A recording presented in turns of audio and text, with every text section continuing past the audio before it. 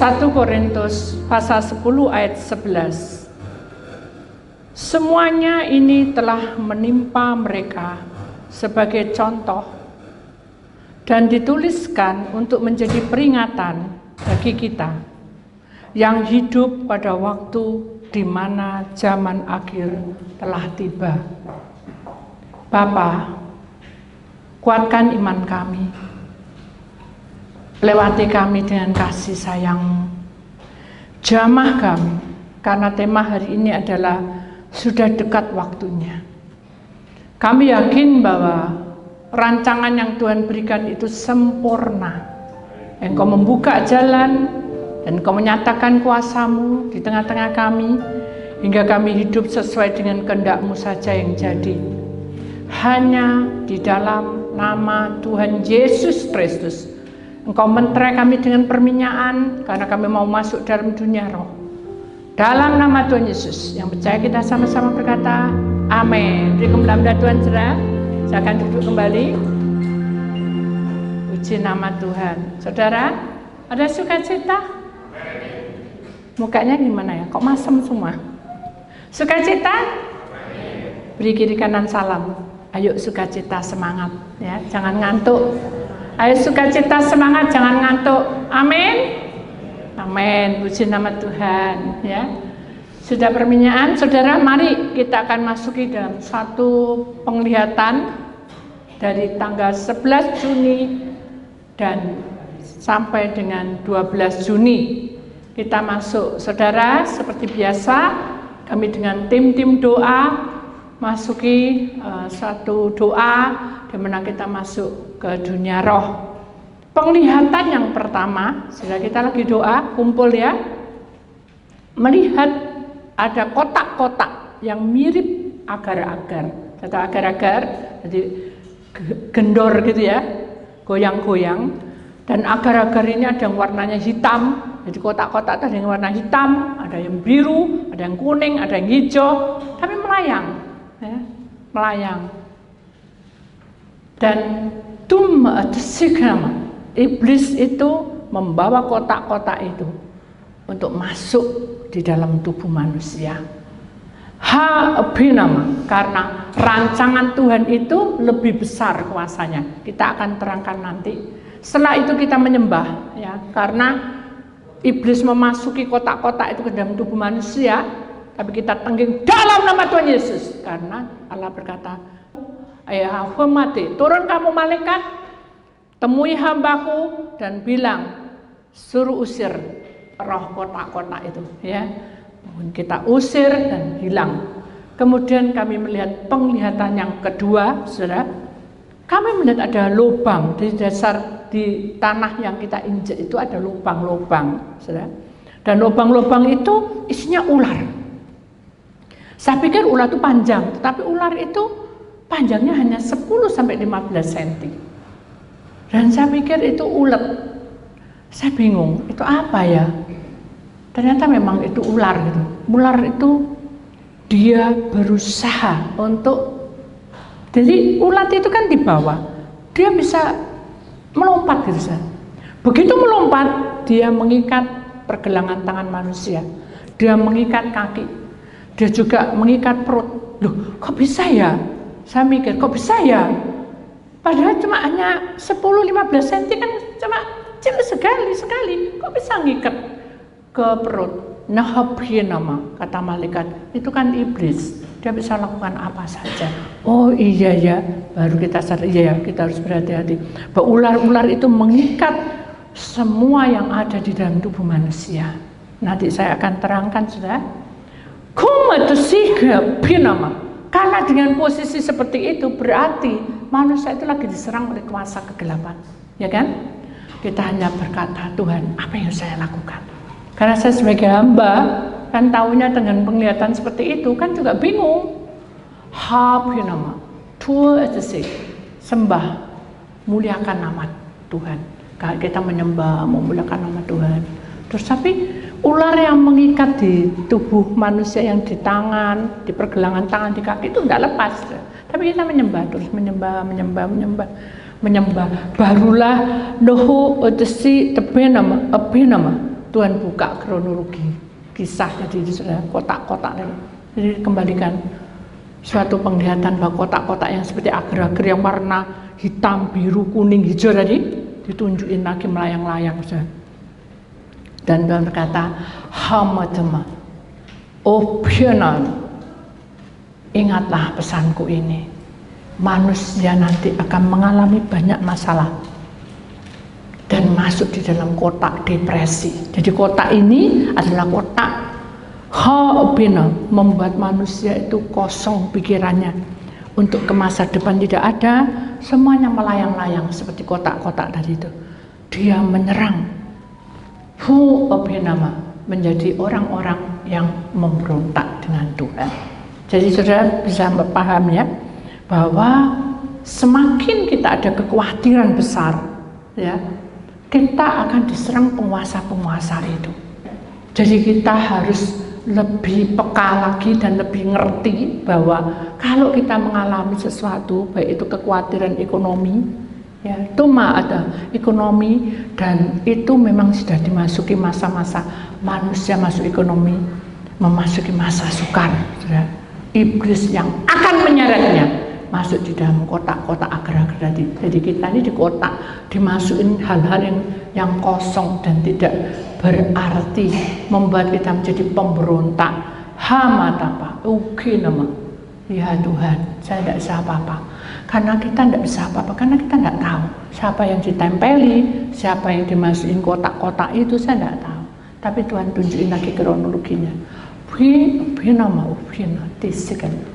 Depresi itu ada dua bagian hambaku. Saya dengerin, kita menyembah, kita doa, dengerin. Depresi pertama itu adalah penyakitnya bertubi-tubi. Jadi masa sukar tiba, ekonomi sudah tidak karu-karuan ini ya, sudah tuh iblis menariknya supaya kita depresi dengan penyakit kita dibingungkan dengan penyakit. Jadi kita tidak bingung di kerjaan, tapi bingung di penyakit tok. Satu ini sembuhno ganti satu.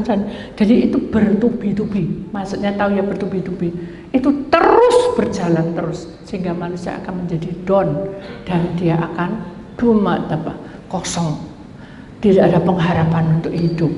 Mati sekali, karena iblis itulah pekerjaannya. Hadbi nama olehim, Allah tidak suka. Allah ingin manusia hidup dalam kebenarannya. Amin. Jadi kalau manusia hidup dalam kebenaran, pasti ada pertolongan Tuhan. Lalu Tuhan berkata lagi, Nahope nama Tuhan, dibuka lagi, disingkapkan kronologinya. Depresi yang kedua, hambaku, manusianya akan diarahkan dengan kebingungan. Kebingungan, tahu sudah, kacau, berubah dari kebiasaan. Jadi kalau tadinya itu kita bisa, oh ya wis enggak apa-apa, sepi, ini nanti bisa diatur, besok ditambah ini, buka tutup. Ini sekarang sudah buntu dan orang sudah bingung apa yang dilakukan. Karena ini enggak cukup. Itulah yang menyeretnya jadi pemurung, pendiam, pemarah, dendam, dan suka membenci. Itu akan ada dan itu akan timbul sendiri. Jadi saudara, mari kita ingat baik-baik, jangan sampai kita keseret dengan depresi yang kedua. Kesatu yang tidak mau, apalagi kedua. Benar nggak? Jadi kalau dalam hidup kita satu keluarga, satu murung, kita beri kekuatan. Jangan dihibur yang berandai-andai. Gak apa-apa, besok sepi, ayo doa, ternyata tambah sepi. Nah, doamu gak mempan. Nah, itu yang Tuhan itu yang iblis mau. Tuhan sedih. Kenapa? Karena iman yang sebiji sesawi itu sudah tidak dilakukan lagi. Kenapa? Karena melihat kenyataan di depan tidak baik. Maka itu kita harus berhati-hati. Amin. Kita harus kuat. Kenapa? Karena Tuhan punya kuasa. Apa solusinya supaya saya bisa mengerti dan tahu caranya? Oh, ini ada banjir, kita tangguli, seperti itu ya. Oh, ini ada krismon ekonomi ya, kesukaran yang besar di dalam dunia, paceklik besar tentang keuangan ekonomi. Nama itu bisa. Tuhan berkata, bina membesarkan nama Tuhan dan memuliakan nama Tuhan. Bila satu kali saja, suatu hari kau tunjukkan bahwa kuasa Tuhan itu tidak pernah pernah berubah. Jadi saudara ingat, kalau kita menghadapi masalah saudara, sekarang ini kita tidak bisa pakai kekuatan kita. Dengarkan ini. Tapi kita harus melipat tangan dan berdoa dan berusaha. Ora et labo ora. Jadi ingat, ke Abinama, jangan sampai ke tempat kotak-kotak yang berwarna-warni itu tadi. Nabi Nesikenama, Abinama. Saya tahu kotak yang warnanya hitam itu adalah kegelapan. Kotak hitam itu menyeret manusia, iblis menyeret manusia kepada perdukunan. Kemudian kalau kotak biru menyeret kita dininak bubukan dengan kesenangan dunia. Hati-hati, kita mungkin minum-minum, maaf ya saudara, bukan kita tidak boleh minum-minum, tapi itu setelah itu sumpek lagi.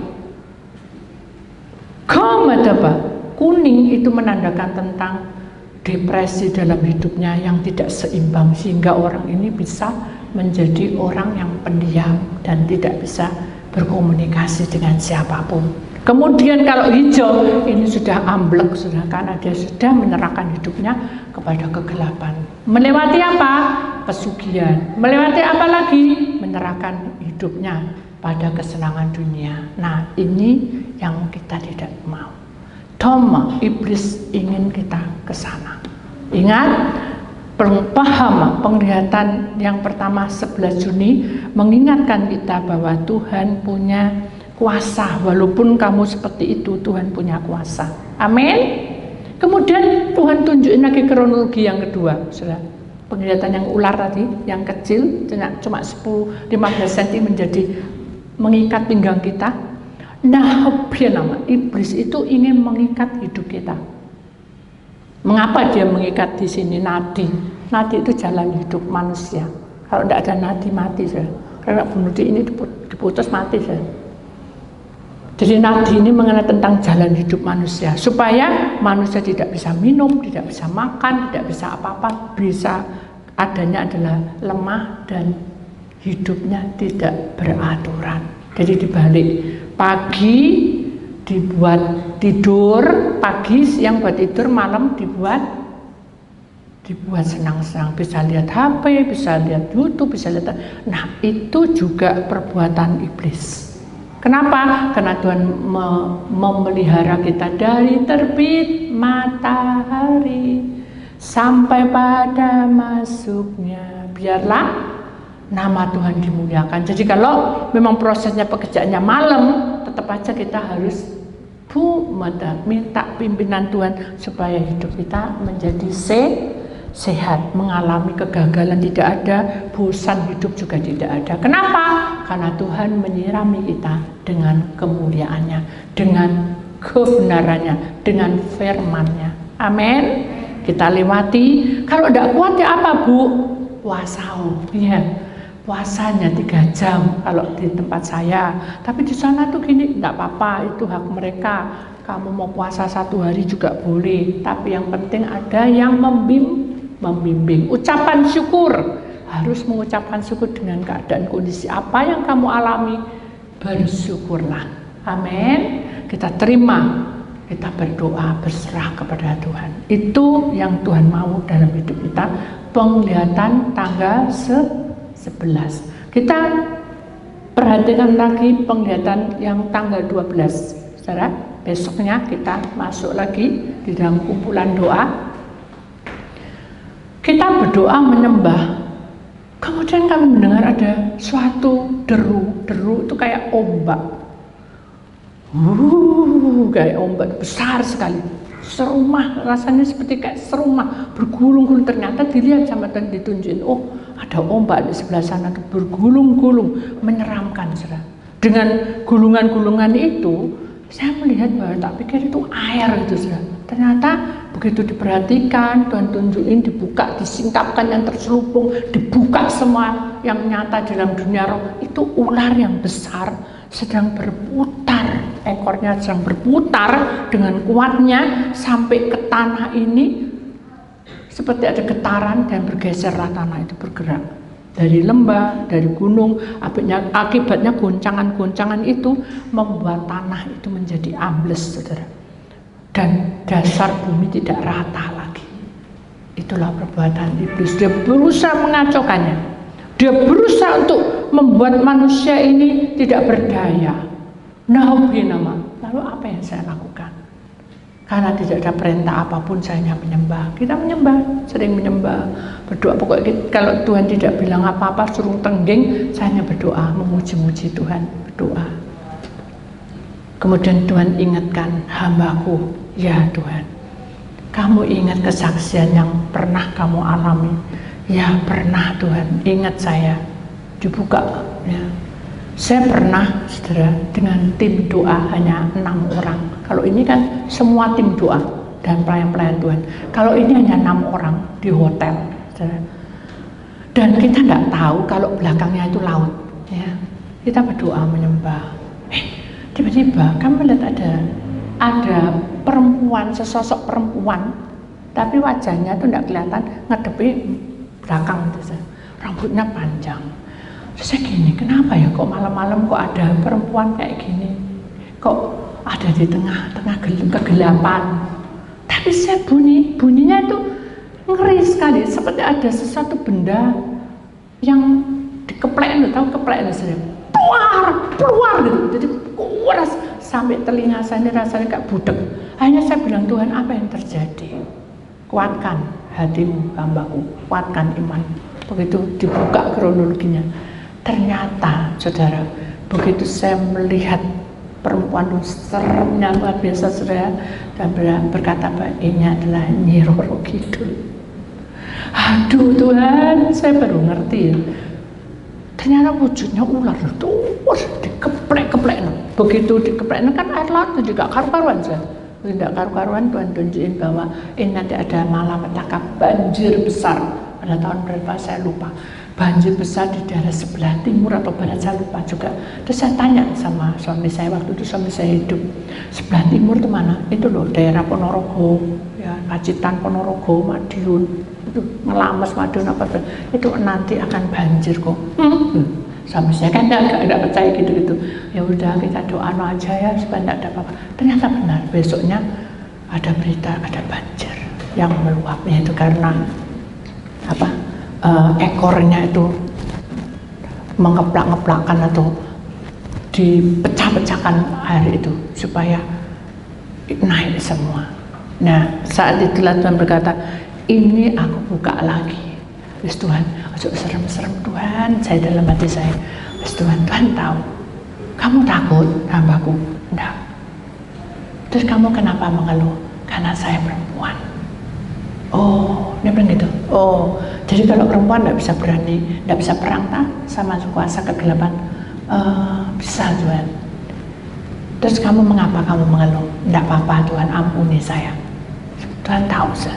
Ketika kamu tidak percaya, Tuhan tahu. Ketika kamu mengomel, gerutu, Tuhan tahu. Oh, doa gak dijawab. Tuhan tahu saya ditegur. Aduh, serem-serem, Tuhan ditegur. Begitu Tuhan dia bilang itu, saya tidak bisa apa-apa. Saya hanya hamba. Saya berserah, ya sudah. Lanjut. Ya, siap. Begitu kan, siap. Buka saya kronologinya. Ekor ular itu tadi menandakan bahwa kerajaan bumi akan hancur lebur karena perekonomian. Jadi ini benar-benar besar. Tadi itu yang penglihatan yang 11 Juni tadi itu hanya daerah-daerah kota-kota, tapi ini perekonomian, pergaulan dan persahabatan seluruh dunia. Kata malaikat bilang gitu. Dan masih lama dengan keadaan saya bengong-bengong gitu, aduh kayak gitu tambah, aduh enggak pas ya, sudah enggak karu-karuan ekonomi ini. Benar kata malaikat Tuhan. Tapi enggak lama kemudian saya mendengar bagaimana ada sinar yang turun dari atas, dan itu malaikat, beberapa malaikat membawa trompet, saudara. Tahu yang trompet ya? Trompet. Dan mengumandangkan. Tapi memandangnya bukan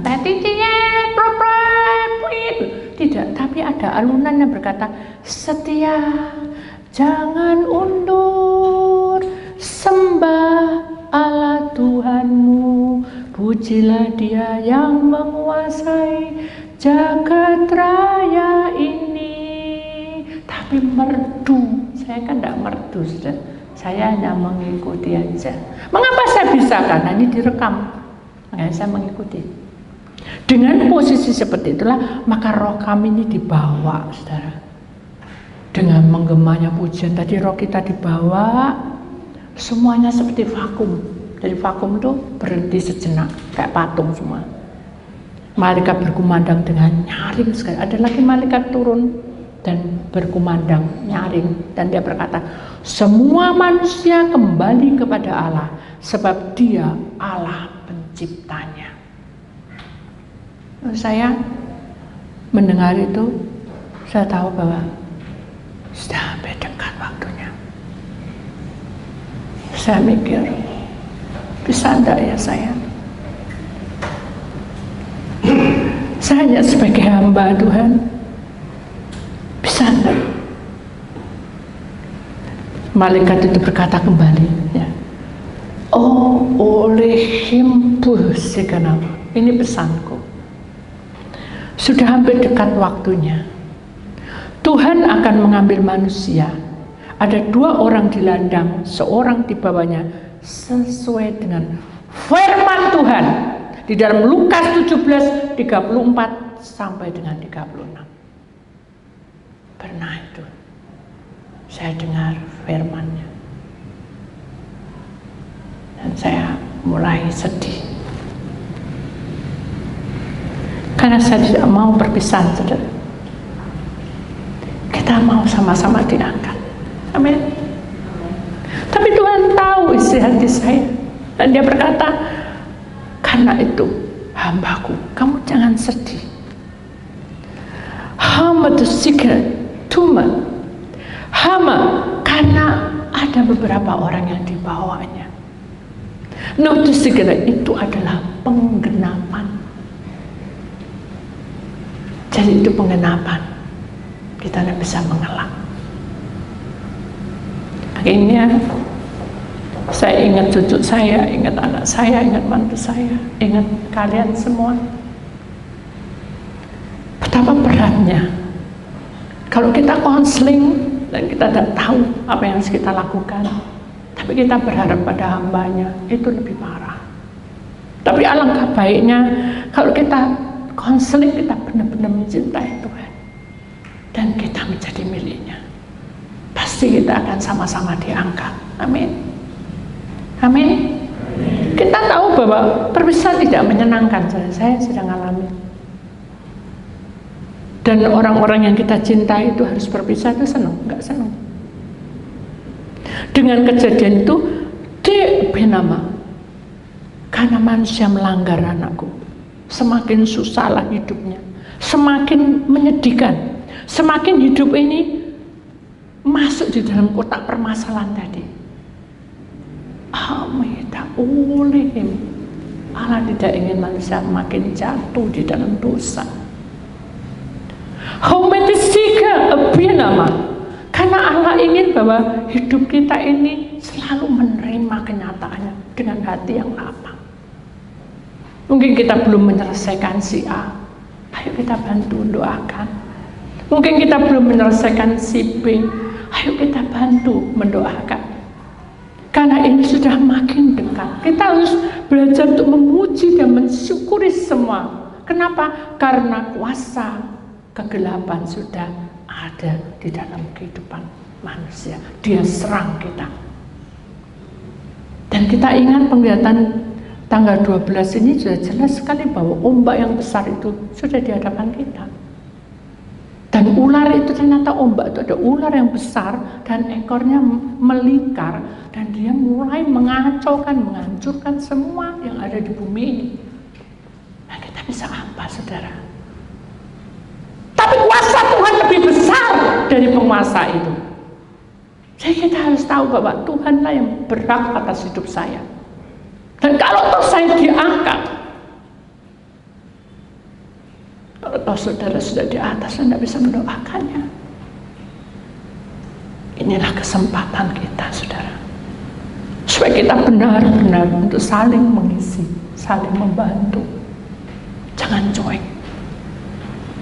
Makanya saya bilang jangan bergosip, jangan berkata yang tidak baik. Hari ini adalah kesempatan kita. Selagi kita masih hidup, selagi kita belum diangkat oleh Tuhan, lakukanlah kemuliaan Tuhan di tengah-tengah hidupmu. Amin. Kita tidak bisa berbuat apa-apa ketika penguasa-penguasa itu menghancurkan dunia ini. Mengapa Tuhan izinkan? Karena itu adalah penggenapan, saudara.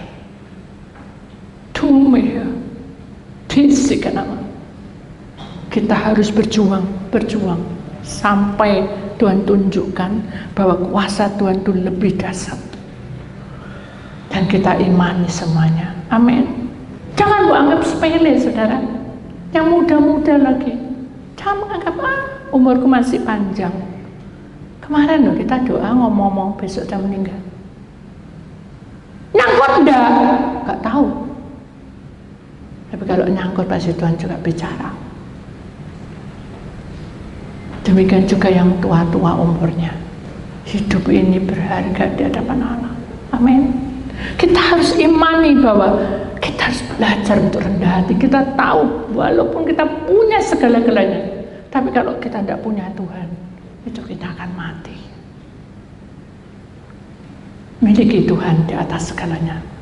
Sampaikan hidupmu bersama dengan Tuhan agar hidupmu selamat sampai pada tujuan akhir. Amin. Amin. Kita tidak tahu apa yang terjadi, saudara. Tapi begitu saya lihat ini saya sedih. Pulang itu saya nangis. Apa yang harus saya lakukan? Tapi Tuhan hanya berkata, kamu harus sadar bahwa ini adalah anugerah. Kamu diberi penglihatan ini bukan kamu untuk sedih, tapi kamu harus bangkit dan perjuangkan, berusaha untuk bicara dan kabarkan ini semua agar semua orang tahu. Dan saya bilang, ya sudah Tuhan, aku tahu bahwa hidupku ini adalah satu persembahan. Aku serahkan. Kita harus belajar seperti itu, saudara. Hidup kita ini menyerah, karena kita ini diciptakan bukan untuk menderita, tapi untuk menerima kemuliaan Tuhan. Kalau toh kita selesaikan PR kita, selesaikan. Kalau toh kita selesaikan ini itu, selesaikan. Cuma Allah tidak tutup mata dan tidak tidur, tapi Dia tahu perjuanganmu. Amin. Maka itu kita harus tahu bahwa hidup kita adalah miliknya. Amin. Itulah saudara firman Tuhan. Penglihatan ini akan saya stop sampai 10 kali, saudara. Nanti kita akan masuk dalam firman Tuhan seperti biasa. Kita masih ada 3 penglihatan lagi, dan nanti kita percayakan semua bahwa ini adalah rahasia tentang penglihatan Tuhan. Kita akan pegang erat-erat semuanya dan doa aja, dan percayalah bahwa itu pasti terjadi. Amin. Amin. Ya. Tuhan memberkati saudara semua.